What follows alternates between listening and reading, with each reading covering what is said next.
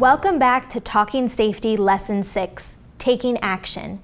In this lesson, we will empower students to communicate with employers about problems at work. We will act out situations that could present health and/or safety problems for young workers. During this lesson, please take note that a big issue faced by young workers is the reluctance to speak up when they experience a health or safety problem at work. They want to be seen as good workers and prove themselves, so they may be afraid of getting fired or ridiculed for voicing their concerns. It's important for your students to understand that no job is worth getting hurt. Work injuries can have an immediate and lasting negative impact on a young person's life. For this lesson, you'll need slides 49 through 51 in the Talking Safety PowerPoint presentation, the mini-skits on pages 185 and 186 of the Talking Safety curriculum, a flip chart, and colored markers. Today, we're going to practice what to do when there's a safety problem at work. By a show of hands, has anyone ever had any kind of problem at work or heard of another young worker's problem that you want to share with the class? Aaron? My sister was asked to mop before she left for work. When she got home, she had a rash on her arm and told my mom. She used her inhaler because the smell made it hard for her to breathe. What steps did your sister take to solve the problem? None really. She didn't want to get in trouble. It's important to know that you should never feel bad for asking questions or seeking help for a task that seems dangerous, uncomfortable, or potentially illegal. By speaking up, you could prevent another worker from being hurt. Class, what are some other steps that you could take? Tell her boss she had asthma and that some of the chemicals made it hard for her to breathe. Ask if they can order chemicals that are less harsh. Call her parents and ask her for advice. Ask where the safety data sheets are. Good. Those are all steps that could have been taken. Well done. I see you all remember what we've discussed in previous lessons.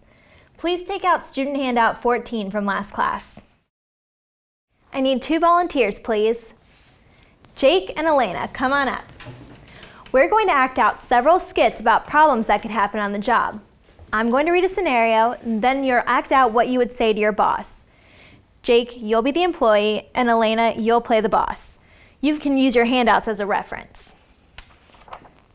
You work at a grocery store as a bagger. She's the store manager.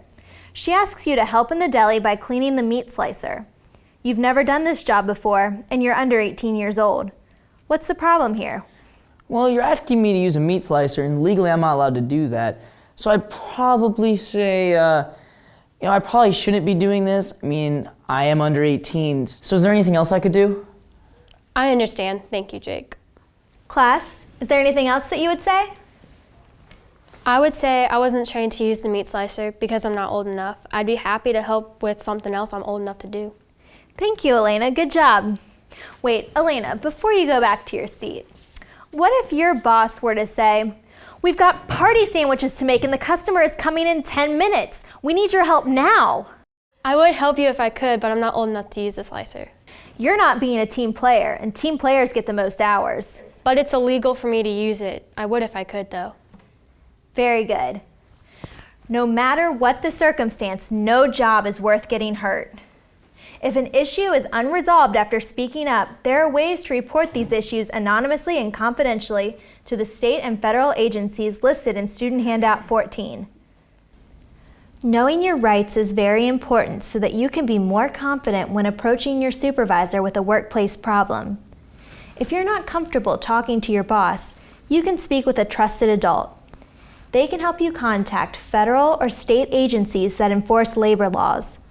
Remember that a work safety and health problem can be reported anonymously and confidentially.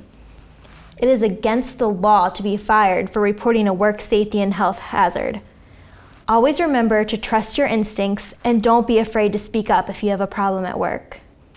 This ends Youth at Work Talking Safety. You've all done a great job. The skills you've learned in this course will help keep you safe and healthy on the job, now and throughout your work lives. I've got completion certificates for all of you, and before you leave, please take a few minutes to fill out these evaluation forms.